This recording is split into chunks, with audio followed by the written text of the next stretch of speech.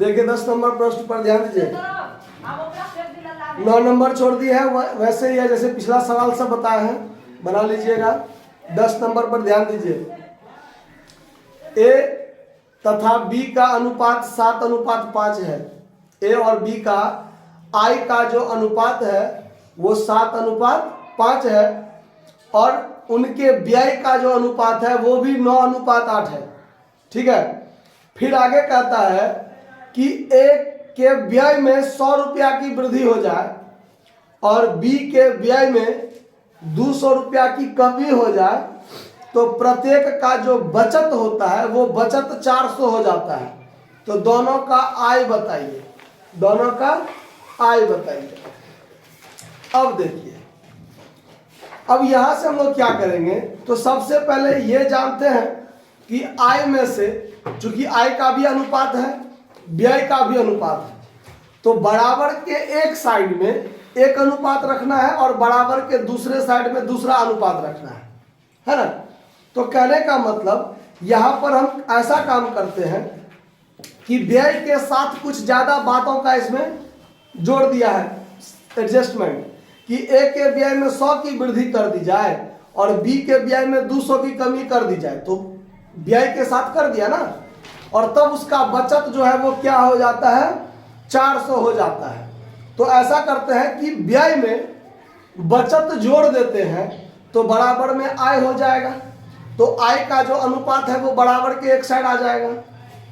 कैसे बनाएंगे देखिए। तो सबसे पहले व्यय में ही हम लोग मान लेते हैं, माना कि ए और बी के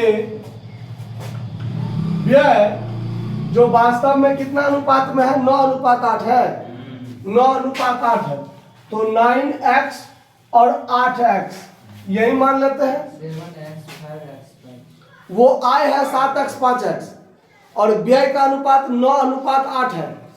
व्यय का अनुपात क्या है, और हमने यहाँ क्या लिखा है, व्यय लिखा है, आय नहीं लिखा है। ठीक, तो व्यय का हो गया 9:8 है, यानी 9 मतलब 9x और 8x।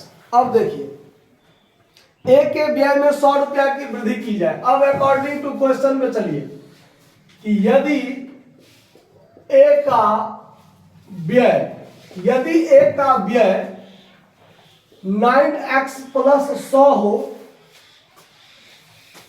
व्यय में 100 रुपया की वृद्धि हो गया ना, यदि 9x + 100 हो तो बचत जो होता है 400 होता है, यही ना।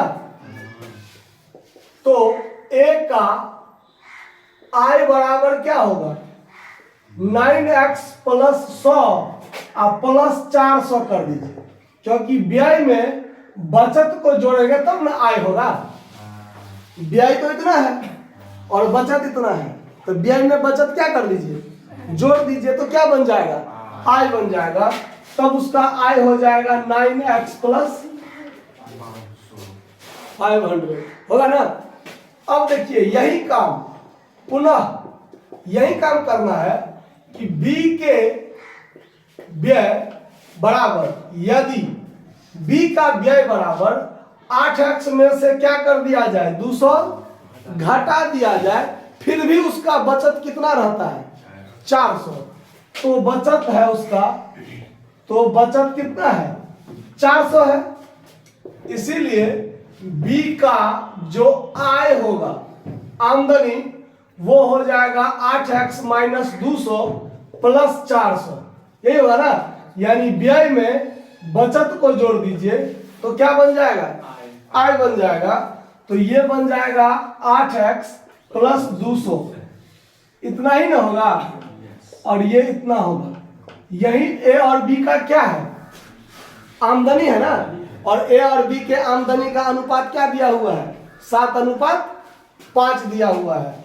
अब आइए, ए का है 9x + 500 आमदनी और बी का आमदनी है 8x + 200, और इस दोनों का जो अनुपात है वो है 7:5 अकॉर्डिंग टू क्वेश्चन। ये भी बात प्रश्न में है ना। अब सॉल्व कीजिए इसको।